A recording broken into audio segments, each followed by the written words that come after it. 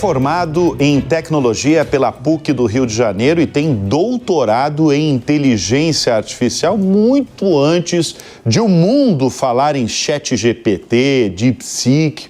Com passagens no mercado financeiro, Marcelo França fundou em 2016 uma empresa que é considerada uma espécie de Lego por trás dos serviços financeiros de bancos digitais e fintechs. Eu estou falando da Cellcoin. E a gente recebe neste bloco do Show Business o Marcelo França, CEO e fundador da Cellcoin. Marcelo, obrigado pela presença aqui em nosso estúdio. Eu vou começar com uma notícia boa para vocês, porque a Cellcoin pode virar um unicórnio ainda este ano, ultrapassar aí aquela cobiçada marca de avaliação de $1 bilhão. Quem fala isso é a plataforma Distrito. O que falta para isso acontecer, Marcelo? Bom, primeiro, obrigado pelo convite, Bruno. Eu acho que falta continuar executando o que a gente vem fazendo desde 2016. Né? Em 2016, a gente criou a Cellcoin com um sonho grande de democratizar o acesso a serviços financeiros. E de lá para cá a gente vem crescendo sem parar. Acho que a gente conseguiu achar uma demanda muito forte, com um momento muito bom do mercado e a expectativa de mais crescimento ao longo dos últimos anos. Tenho certeza que a gente está só no começo de uma grande jornada aqui. Mas é uma jornada que, se a gente reparar, eu recebo aqui CEOs de empresas centenárias, Marcelo. Que eu falo assim, não, essa empresa aqui tem 120 anos, 150 anos, 50 anos. Vocês são jovenzinhos aí e daqui a pouco vai bater, muito provavelmente, $1 bilhão em valor de mercado. O que você acha que foi determinante para atingir essa ascensão que você tem falado? Acho que primeiro a gente tinha um sonho grande. A gente queria resolver um grande problema que o Brasil tinha. Né? Em 2016, quando a gente criou a Cellcoin, a gente via 70 milhões de brasileiros indo para as lotéricas todos os meses e todos eles tinham um smartphone no bolso. Então veio a ideia de criar uma infraestrutura de pagamentos para que todos eles pudessem fazer todos aqueles serviços que eles faziam mensalmente nas lotéricas no celular. Acabou que a nossa infraestrutura de pagamentos foi adotada por todas as fintechs, bancos médios e outras empresas nascentes no período. Todo mundo queria se conectar à infraestrutura que a gente criou para realizar esse mesmo sonho. Né? Acho que o nosso sonho era tão grande que ele precisou ser realizado a quatro mãos. Né? E hoje a gente tem mais de 6 mil empresas conectadas à nossa infraestrutura, consumindo pelo menos um serviço da Cellcoin ou mais. É importante chamar isso porque estão conectadas aí à plataforma de vocês mais de 600 bancos digitais, unicórnios, fintechs. Vocês têm realmente grandes clientes na base de vocês, do BTG. Vocês têm até o Cruzeiro, né? O futebol, o clube de futebol, né? O time de futebol, né? Também. Se a gente pensar em todos esses setores, né? Mas principalmente setor financeiro, qual que é a demanda das empresas se a gente pensar em variados setores, até o clube de futebol que eu acabei de falar? Então, eu acho que eu dividiria em dois grandes momentos, né? O primeiro momento, a gente viu a entrada de muitas fintechs, bancos médios que queriam criar suas contas. Todos eles precisavam oferecer os mesmos serviços que os bancos grandes tinham. Então, eles foram nossos principais clientes durante, vou chamar de primeira fase da Cellcoin. Agora, nessa segunda fase, a gente está atendendo grandes indústrias, varejistas, ERPs. Todos eles têm em comum, acho que 4 grandes eixos. Né? Eles têm fornecedores que querem antecipar seus pagamentos.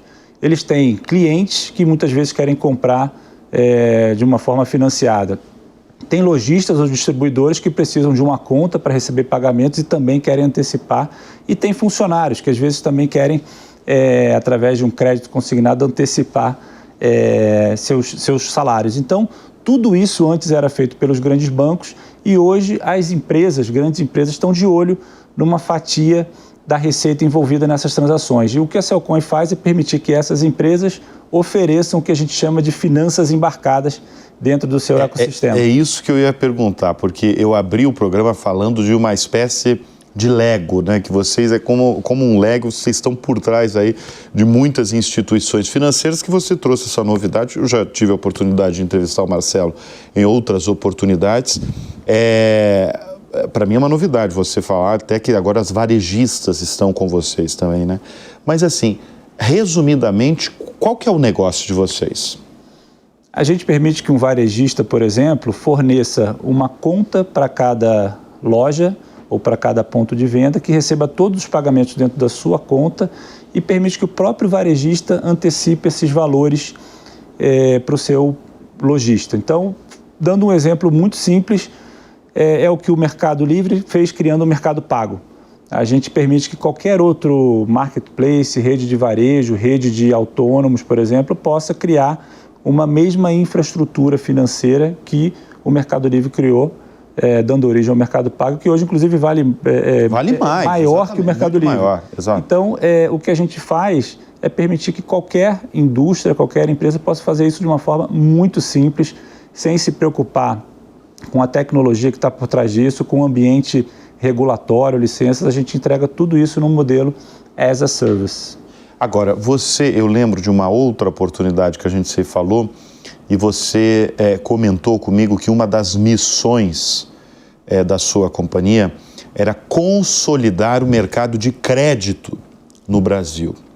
Como é que anda esse mercado de crédito no país? Porque quando a gente se falou, acho que faz mais de um ano, a taxa de juros era uma coisa, a gente está vivendo uma outra realidade bem diferente. Como é que anda o setor de crédito? Eu acho que o que a gente está vendo no setor de crédito é uma grande desconcentração. Acho que desde que a gente começou a Celcom em 2016, a gente via praticamente todo o crédito sendo concedido por 5 grandes instituições financeiras e de lá para cá a gente viu muitas fintechs entrarem no mercado e agora esse movimento de desconcentração através das próprias indústrias, empresas. A gente tem visto a criação de mais de 400 FDICs, né, que são fundos de crédito, com esse objetivo. Todo mundo quer participar dessa cadeia do crédito, né? Acho que no Brasil, grande volume de crédito, mais ou menos 80% ainda é concedido no sistema bancário e 20% no mercado de capitais. Nos Estados Unidos a gente tem o contrário. Então a gente tem visto o mercado de capitais crescer cada vez mais a sua fatia dentro desse bolo de crédito e para isso eles precisam de uma infraestrutura como a nossa, né? Deixa eu chamar a atenção um pouco na sua formação, porque você é formado em tecnologia e você tem esse doutorado em inteligência artificial. Mas detalhe, quando que foi esse doutorado? Em que ano? Foi em 2011. 2011, quer dizer, você fez um doutorado muito antes da criação, por exemplo, de um ChatGPT, né, da OpenAI. Como é que é? Em primeiro lugar, por que você, em 2011, entrou nesse doutorado de inteligência artificial, Marcelo? Então, eu fui convidado para ser ouvinte, né, e depois de um MBA, fui assistir algumas aulas e fui seduzido pela matéria, que era um negócio tão fascinante, você vê matemática pura aprendendo, que eu acabei começando como ouvinte, fui ficando, falaram que tinha que começar a fazer prova, trabalho e acabei indo até o fim, né? E foi muito legal, acho que fazer pesquisa operacional, aprender a tecnologia, né, a inteligência artificial daquela época e poder ter acompanhado a evolução desde então é muito gratificante, né? Acho que a principal disrupção que a gente viu recentemente é o que a gente chama da inteligência artificial generativa, né, o GenAI, que você consegue... É o falado, né? Aquela que imita o humano num atendimento, né? Como se fosse o ChatGPT mesmo, que é o ChatGPT, né? Você faz uma pergunta e ela responde questões básicas a questões mais complexas. Exatamente. Acho que antigamente, talvez o modelo mais clássico de uso era você prever uma inadimplência, prever um preço de um ativo. Você tinha a variável... Já era eficiente? Já era muito eficiente, mas era muito... Você tinha o que a gente chama a saída, o objetivo pré-determinado.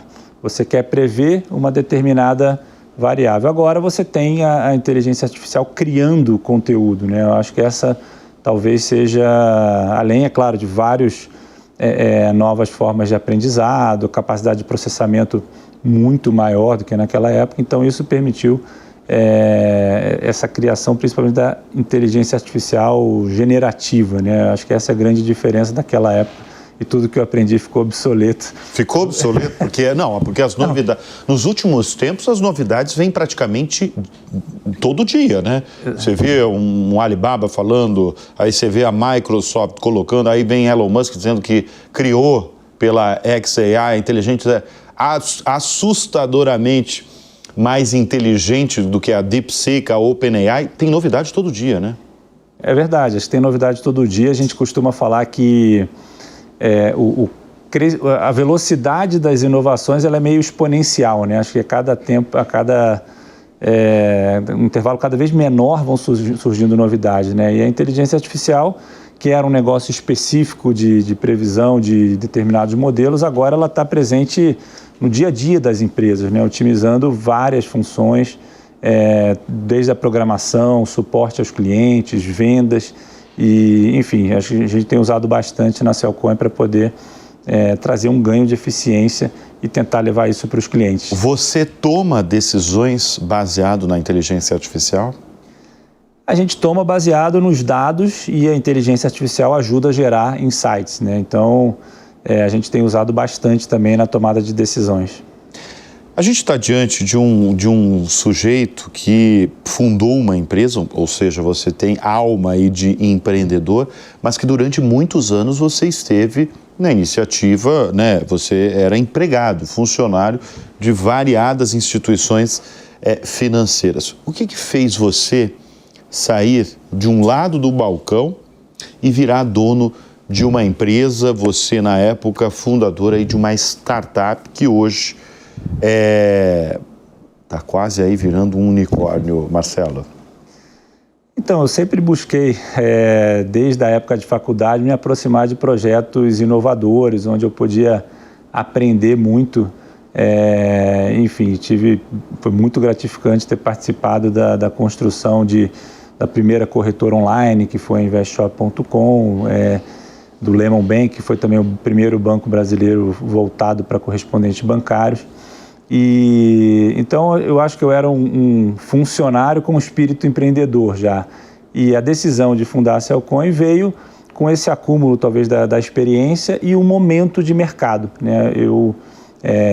A gente se viu preparado ali para criar um negócio que poderia resolver um problema muito grande no Brasil e a gente queria participar de uma forma mais ativa da transformação do segmento financeiro. Marcelo, nos últimos 3 anos, vocês realizaram 5 aquisições. A última foi uma startup de Porto Alegre focada em gestão de cobranças e carteiras. Onde vocês querem chegar? A gente quer consolidar a nossa posição de principal infraestrutura de serviços financeiros da América Latina, né? A gente muitas vezes se compara a AWS, né, que fornece serviços de computação na nuvem para todo mundo. A gente quer ser essa grande referência e qualquer empresa, banco, fintech que precise de pagamentos, serviços de banking e crédito possa se conectar facilmente na nossa infraestrutura. E para isso a gente precisa de todas as peças desse ecossistema, né? Essa foi a principal razão da gente ter feito esses 5 M&As. A gente comprou o líder de infraestrutura de Open Bank no Brasil, por exemplo. Essa última aquisição focada também em cobrança, atendendo um time incrível, produto incrível, 10 pessoas em Porto Alegre atendendo quase 100 clientes, os principais varejistas, processadores de cartão. Então a gente tem esse mindset de achar grandes talentos, grandes produtos e adicionar ao nosso ecossistema. E vem mais por aí? Vem mais, com certeza. Esse ano? Acredito que sim. Você fez uma comparação com a AWS, né? Inclusive a gente já recebeu aqui no Show Business o Kleber Moraes, presidente CEO da AWS no Brasil, né? Da Amazon Web Services. Qual que é a diferença entre a AWS e vocês? A AWS fornece serviços de infraestrutura de computação. Se você quer fazer um site, você quer criar uma empresa, você consegue fazer isso tudo na AWS ao invés de comprar um computador, um servidor como era antigamente, né? Então, você tem uma série de serviços prontos lá, que qualquer empresa pode se conectar para funcionar, né? No nosso caso, a gente faz a mesma coisa, mas com foco em serviços financeiros. Em qualquer empresa que queira fazer ou receber pagamentos, queira fornecer, por exemplo, uma estrutura de contas para os seus clientes ou lojistas, qualquer empresa que queira dar crédito, a gente consegue fornecer dentro da nossa nuvem, né? Por isso que a gente se compara muito a uma AWS financeira. Um dos braços de negócios de vocês tem a ver diretamente com o Open Finance. Em primeiro lugar, o Open Finance, em que momento ele está no Brasil? Porque a gente tem falado já há algum tempo do Open Finance, né? Tem gente que inclusive faz quase uma comparação com o Pix. Não sei se é uma comparação justa, porque o Pix é um sucesso nacional e internacional, né? Não pode mexer no Pix realmente porque todo mundo usa e faz transações via Pix. Em que momento está o Open Finance? Então, eu acho que o Pix e o Open Finance foram as duas grandes inovações do Banco Central com o objetivo de estimular a competição, né? Então, acho que o Pix dispensa apresentações, né? Todos nós temos e usamos muito. E o Open Finance, ele... Primeiro, vale falar da mudança do conceito. O que é o conceito do Open Finance? Ele diz que o seu dado que está lá no banco, ele é seu e não do banco. Então, você tem o direito de compartilhar esse dado com qualquer outra empresa, qualquer outra instituição financeira, né? E para que você faria isso? Para ter um produto financeiro melhor, para ter um crédito com uma taxa menor. Muitas instituições também estão criando novas ferramentas dentro dos seus aplicativos. Hoje, dentro do site de um banco, você consegue ver o seu saldo em outros bancos. Então, se você der o consentimento, obviamente. Então, você permite que outras instituições, empresas, criem novas experiências para você que não haviam antes, né? Então, eu acho que o Open Finance está numa fase anterior ao Pix. Ele não é tão simples, né, quanto o Pix, mas a gente tem visto um crescimento muito grande, tanto na parte de dados, como na parte de pagamentos também através do Open Finance, né? A gente tem visto empresas, inclusive, colocando vou chamar assim, do Open Finance dentro de uma Google Wallet para permitir pagamentos diretamente através da carteira sem o uso de um cartão, por exemplo. Você citou e foi feliz em citar o Banco Central. Qual que é o papel do Banco Central para toda a inovação que tem ocorrido no sistema financeiro brasileiro? Acho que o Banco Central tem sido fundamental ao longo dos últimos anos ou décadas, né? Eu acho que quando o Banco Central se propôs a criar o que eles chamam de agenda BC+, ele tinha como principal objetivo estimular a competição para que os spreads fossem reduzidos, para que os consumidores finais tivessem acesso a serviços financeiros melhores e com condições, preços melhores, né? E a gente vê isso ocorrendo, né? Eu acho que há 10 anos atrás era comum você pagar R$50 para ter uma conta. Hoje isso é completamente impensável, né? E isso tudo graças à agenda que o Banco Central vem tocando. Acho que em 2013 teve a criação da regulação de instituição de pagamento, permitiu que grandes fintechs nascessem. Teve a criação do Pix, do Open Banking, outras formas de licença. No mundo do crédito, a gente também vai ver muita evolução pela frente. Tem toda a regulação da duplicata escritural. Enfim, tem muita coisa vindo ainda boa pela frente que vai ajudar ainda mais a essa desconcentração. E no final do dia, o grande beneficiado é o consumidor final, que tem serviços financeiros melhores, mais opções, com preços muito melhores. Você acha que o Brasil é um país inovador? No segmento financeiro, com certeza. Eu acho que o Brasil tem uma liderança, um protagonismo. A gente recebe muitas consultas de empresas de outros países querendo entender com mais detalhes como... As operações estão no Brasil. Vocês estão em outros países também? Hoje a gente está no Brasil e já tem alguns clientes no Chile também, fornecendo justamente soluções de Open Finance. E a gente tem observado como os outros países da América Latina, principalmente, vão se posicionar em relação a Pix, Open Finance e outras tecnologias financeiras, né? Porque está todo mundo olhando para cá agora. Eu acho que o Brasil, graças ao Banco Central, virou uma grande inspiração para outros países que querem fazer o mesmo. Você falou muito em sonho grande, né? Desde a primeira frase lá, você falou em sonho grande, você repetiu ao longo desse bloco sonho grande, quer dizer, você é um grande sonhador. Sempre foi assim, Marcelo? Sempre foi, sempre foi. Acho que é aquele ditado, sonhar pequeno, sonhar grande, dá o mesmo trabalho. Então vamos sonhar grande e tentar fazer realmente grandes projetos e grandes transformações, né? A gente acredita que a melhor forma de transformar o país é criando startups, projetos que impactem toda a população, né? Mas como é que está você falou de startup, você fundou uma startup extremamente bem sucedida. Como é que está esse cenário, esse ambiente de startups? Acho que ele tem ciclos. A gente viveu, acho que até 2 anos atrás, talvez um ciclo de muita abundância de capital. Agora, foi 2021 ali, né? Eu acho que sim, exatamente, até 2021. E agora o capital está um pouco mais seletivo, o que é natural. Enfim, são ciclos de mais capital, menos capital, mas acho que para bons projetos sempre tem capital. E a gente tem visto grandes projetos nascerem. Naturalmente, quando o capital está mais restritivo, às vezes a qualidade das startups nascentes também é maior. E, enfim, eu acho que vai vir muita coisa boa ainda pela frente. Agora, você trouxe uma novidade aqui no Show Business, que é a entrada de vocês no varejo. Como é que anda o varejo brasileiro? Vocês que têm como clientes grandes varejistas. Eu acho que o varejo sempre foi um desafio, né? Por causa das margens apertadas.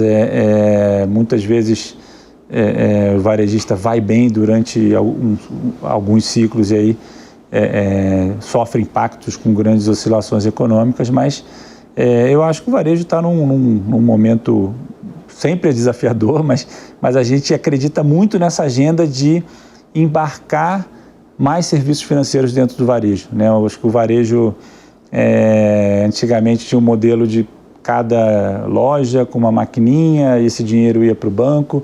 Agora a gente tem visto varejistas, tanto online como físicos, participando muito mais desse fluxo financeiro entre o cliente e o lojista, entre ele mesmo os fornecedores, né? Ele tem condições de se apropriar de uma receita bem maior do seu ecossistema, né?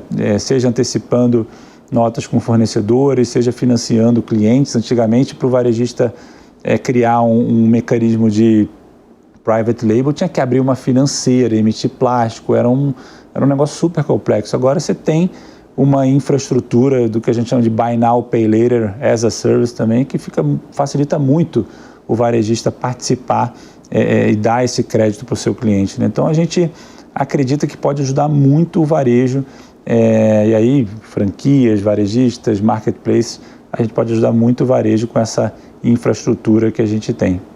A gente falou em sonho grande, né, na pergunta há pouco, e eu vou fazer uma pergunta que eu sempre faço para todos os convidados aqui do Show Business sobre referências. Quais são as suas referências no mundo dos negócios, até mesmo na vida, Marcelo? Olha, eu acompanho muito esse mundo de tecnologia, né? Eu acho que lá fora eu tenho o Bill Gates, que é um exemplo de solidez ali, constância. Agora o próprio Nadella, né, que sucedeu, tem feito um trabalho assim incrível. Eu acho que talvez no mundo mais antigo tem o Walt Disney, que sofreu muitos fracassos antes de ter algum sucesso, né? Olha, o Walt Disney é bom, viu? Bill Gates, por exemplo, já saiu várias vezes aqui no Show Business. Agora, o Walt Disney nunca saiu. Muito legal. Por que o Walt Disney? Eu acho que apanhou tanto antes de fazer sucesso que a gente acaba se inspirando um pouco também. E acho que até hoje a cultura da execução, da perfeição ficou, né? Acho que quando a gente vai nos parques a gente vê bem isso, uma execução assim quase perfeita. Então é uma inspiração para a gente também. Muito bem, nós conversamos neste bloco com Marcelo França, CEO e fundador da Cellcoin. Obrigado pela presença mais uma vez aqui em nosso estúdio. Obrigado pelo convite, Bruno. E o Show Business vai ficando por aqui e antes de encerrar eu tenho um convite para você. Se você quiser ter conteúdos exclusivos aqui da Jovem Pan, faça a sua assinatura, entre lá em www.jovempan.com.br e assine. Muito obrigado pela sua audiência, pela sua confiança. A gente volta na semana que vem. Até lá. Tchau.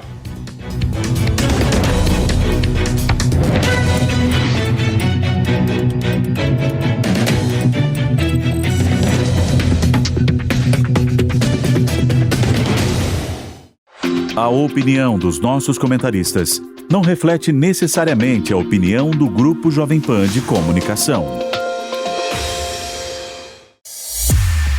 Realização Jovem Pan News.